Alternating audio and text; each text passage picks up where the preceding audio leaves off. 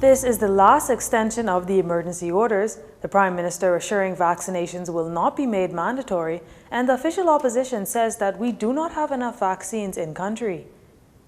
Good evening, everyone. I'm Tyler Simonet with your JCN News for this Tuesday, August 10th.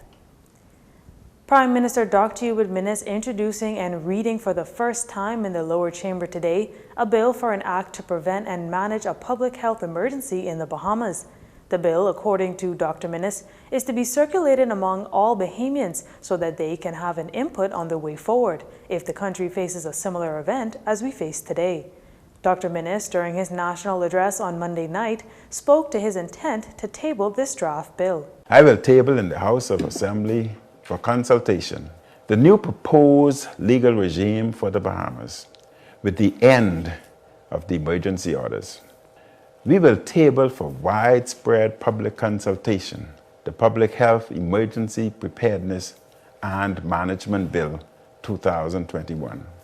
Let me emphasize that this is only a draft. It is not the final bill. We will table it for consultation because we want your advice, your feedback. We seek the advice of the official opposition. We would like the input of the religious community, businesses, NGOs, labor unions, other organizations and individuals, so we can make the legislation more representative before final passage and enactment. Again, I emphasize that the bill is being tabled for consultation. The PM also tabling a resolution in the House of Assembly to extend the country's state of emergency for another 3 months as COVID-19 cases continue to increase in the country. During his address on Monday, he said it is the final time that the country's state of emergency will be extended. This will be the last extension of these orders. After approval by Parliament, I can announce that the emergency orders will end at the very least November 13th, 2021. The Prime Minister during his address said it was the intention of the government that, depending on the state of the pandemic, it would move forward concluding the use of the emergency orders this month and to transition to a new legislative framework as more Bahamians were vaccinated. However, he adds that the surge in new cases, hospitalizations, and deaths has required the government to temporarily adjust its plans in order to immediately save Bahamian lives and to protect the economy. The Prime Minister adds that the government used legal measures put in place for emergency periods to create public health rules and social measures to protect and save Bahamian lives and livelihoods. I would like each vaccinated Bahamian tonight to speak with 2 friends or relatives who are not vaccinated. Encourage them to take the shots. Explain to them how the process worked for you. Answer any questions they may have. And do not argue or row. Do not fuss. Be supportive and reassuring. Each of us must work with those we love to help them on their journey to bring protected from this virus. As part of our new plans to expand our vaccination program and to transition away from the emergency powers, I want to make a very clear statement. My government will not make vaccinations mandatory. The government of the Bahamas has no intentions of making vaccinations mandatory for the public. This much coming from Prime Minister Dr. Hubert Minnis during his national address last night. During his speech, the nation's leader reiterated his plea to Bahamians to get vaccinated and says that the Bahamian people have it in their power to significantly expand this economy by getting vaccinated. I have been informed that appointments are being taken up as soon as they become available. I encourage you to book your appointment on vax.gov.bs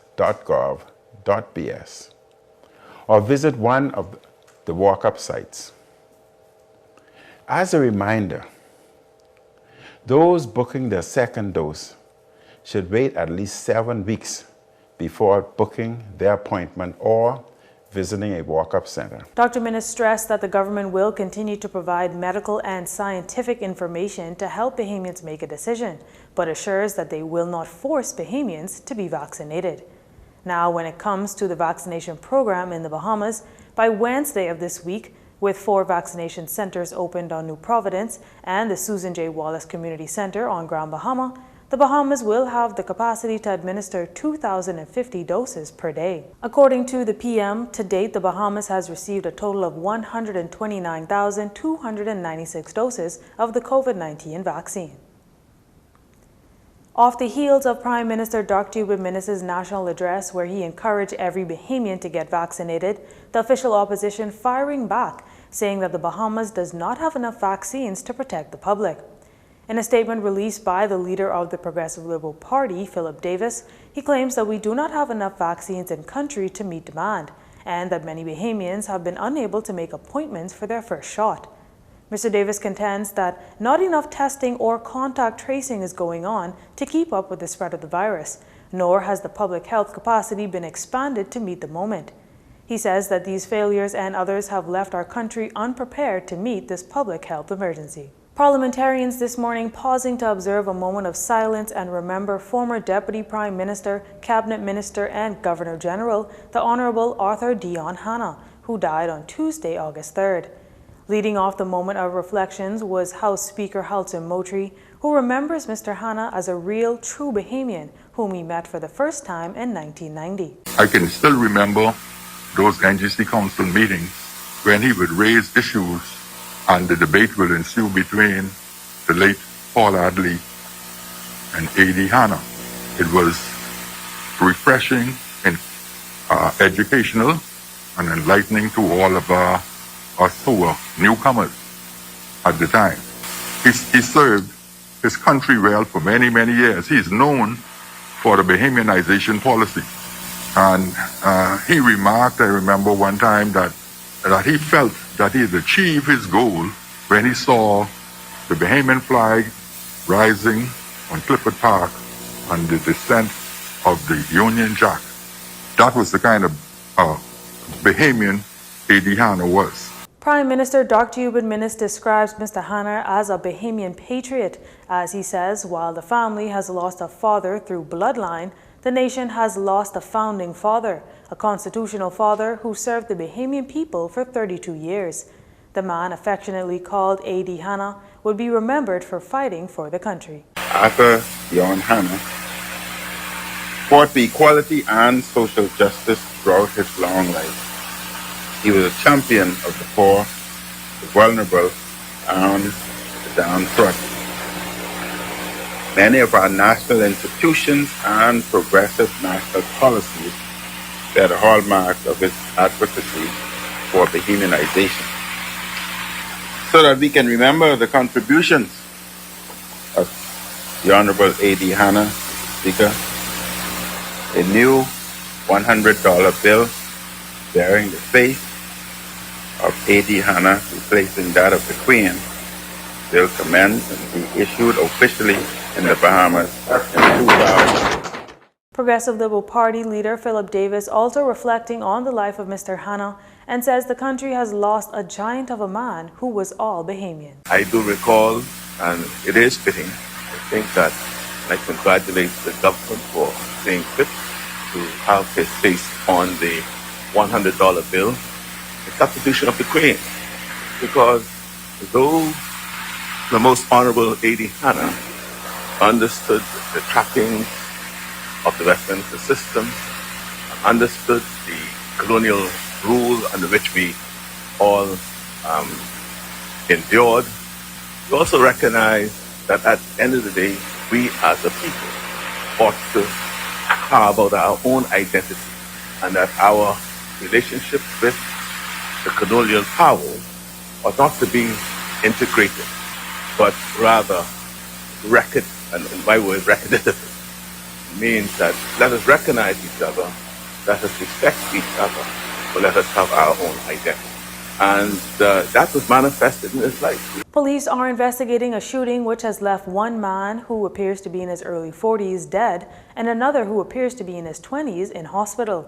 Investigators told reporters after 7 p.m. last evening that gunshots were heard on Silver Pines, an area off Marshall Road. Superintendent Michael Johnson briefed reporters with additional information. Police responded and met 2 victims on scene, 1 deceased. The other person was taken to hospital via ambulance. EMS personnel checked the deceased person and found no signs of life. The basic information that we received so far is that the time that I mentioned, a Jeep, dark-colored Jeep, pulled through this corner. 2 males exited, both armed with handguns, and one armed with a handgun, one armed with a rifle, and they opened fire on the victim. These 2 vehicles, like you mentioned, were on the scene. There was some damage that is consistent with gunshot to these vehicles, and we are processing both vehicles now. Superintendent Johnson noted that the men were outside talking when the shooting occurred. Now investigators are in the early stages of their investigations and were unable to tell reporters if the men were known to police, if it was gang-related, if CCTV are in that area, or if it was connected to the homicide which occurred Saturday past on Odell Corner off East Street. Superintendent Johnson sends this message to the public.